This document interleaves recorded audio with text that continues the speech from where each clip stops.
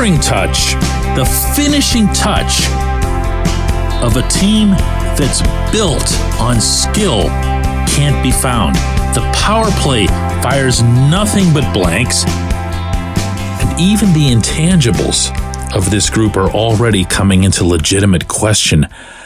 This is, not really sure how to say this. Good morning to you. Good Monday morning. I'm Dejan Kovacevic of DK Pittsburgh Sports, and this is Daily Shot of Penguins. Comes your way bright and early every weekday. If you're into football and or baseball, I also offer daily shots of Steelers and Pirates, where you found this.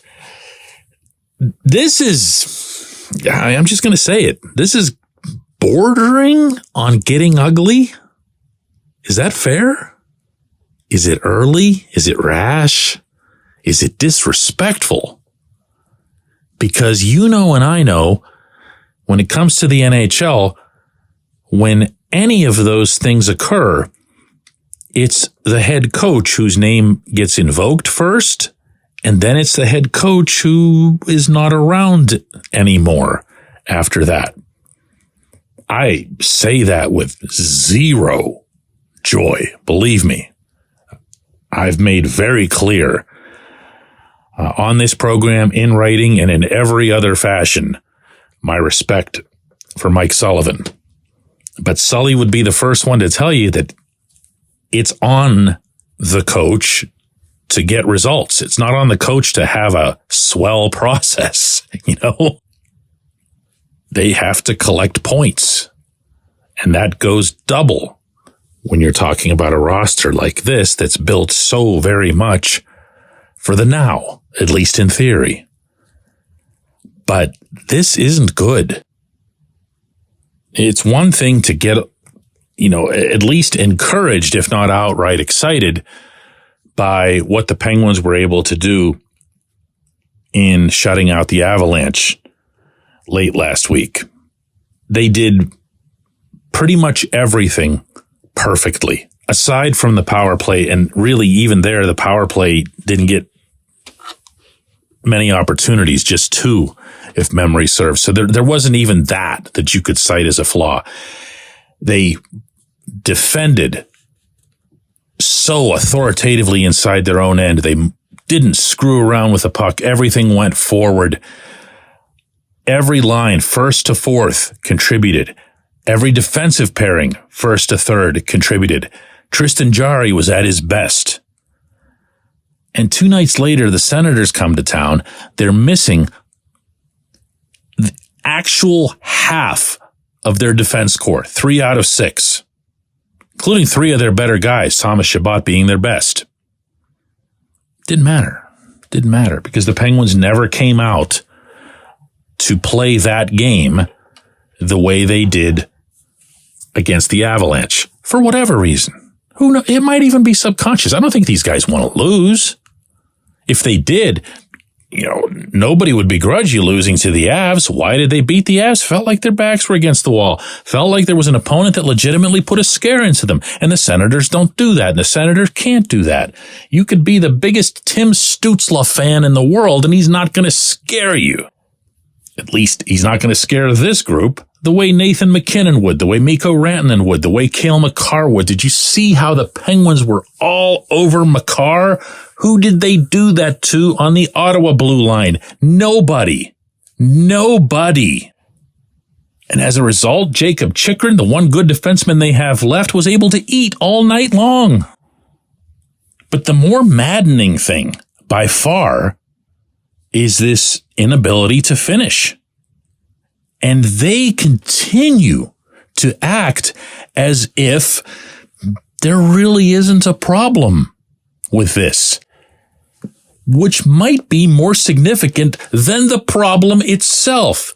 If every Joonas Korpisalo who comes along shuts you down, it's probably more about you than it is about the random Joonas in town. This isn't okay. To pound somebody with 42 shots and then say afterward, oh, he stood on his head, he was fantastic. They all said this about Korpisalo. Everyone, look, I'm not taking that away from Korpisalo. He was good.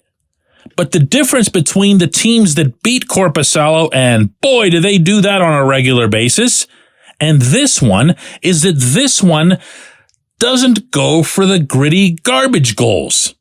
Unless they're facing the Avalanche and they feel like they really got their backs against the wall and they really have a lot of respect for the other guys and blah, blah, blah, blah, blah. These are all problems that point back not to chemistry, not to camaraderie, but to consistency. And the one thing that every coach/manager in every sport will tell you is the number one thing they feel most responsible for, that they feel the most pressure on them to produce, is consistency. Consistency of approach, consistency of effort, consistency of execution. Penguins don't have that. And this is not a great mix, you know? This is not something that at any time of year, but especially at the beginning of an NHL season, the first month or so, when it's all you've seen and it's all you can envision. I can't even take this subject any further, but they need to start changing stuff, okay? They need to start getting out of their comfort zone on a more frequent basis than when the Colorado bus rolls into downtown. When we come back, J1Q.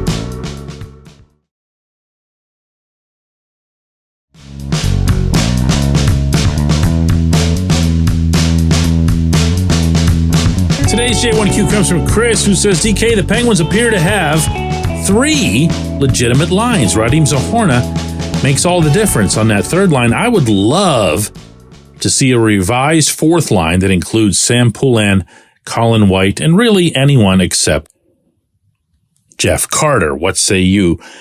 I don't know that the fourth line is the problem, or even necessarily a problem, at least not an important one. They don't get that much ice time. The real reason I say this all the time on this show, so for you regular listeners, I apologize for the repeat, but the fourth line is basically where you store your penalty killers.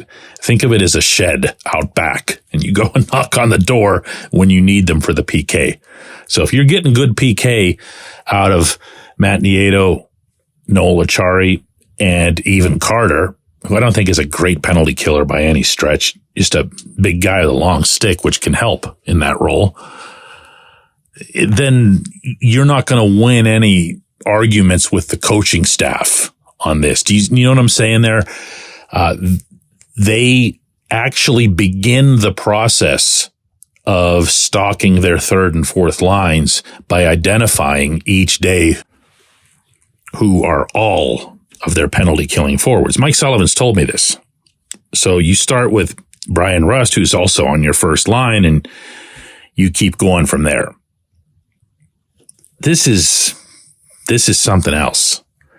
When I see Sidney Crosby, Jake Gensel, and Rust buzzing the Ottawa zone for the better part of 2.5 hours and not scoring, when I see Erik Karlsson on the ice still not really being utilized to his potential, and by that I mean having your team to an extent cater to the way he plays. You have to have forwards in the slot. You have to have people available for backdoor, for redirects. That's his specialty. That's how he got those 101 points last season in San Jose.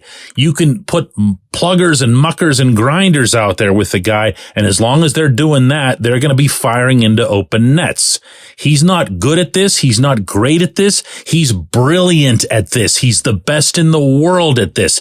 And this team is still not taking advantage of that. They got this gift from the hockey gods, and they're doing nothing with it. The power play continues to prioritize names and prominence over production. What do I mean by that? Who's in front of the net? Find somebody, anybody plugger, minor league guy, and plant their rear end in front of the net and tell them don't move from there until the janitors turn out the lights. Do that, and then put 4 superstars around this statue. If that sounds like I'm overstating it for hyperbole, I am. But listen to it at least, because it makes way more sense than putting out 5 guys that are just going to ring the place on a perimeter of endless passing. This is what I mean when I say make them uncomfortable. Who would you have to take off the power play to achieve that? You know what my answer to that is? I don't care. I don't care. And neither should this head coach, not if he's doing what's right for the team as it relates to winning games, as opposed to what's right for this team, as opposed to not offending future Hall of Famers. Figure it out. Figure out who and what you would want there. Just purely hypothetical. Put a cardboard cutout of Patrick Hornqvist there at practice. Do whatever it takes. But you gotta start actually pushing some buttons, because same old is not gonna cut it. Not for the team, not for the coach. I appreciate the question. I appreciate everyone listening to Daily Shot of Penguins. I'll be at PPG Paints Arena tonight covering Penguins versus Ducks, and we will talk about it tomorrow.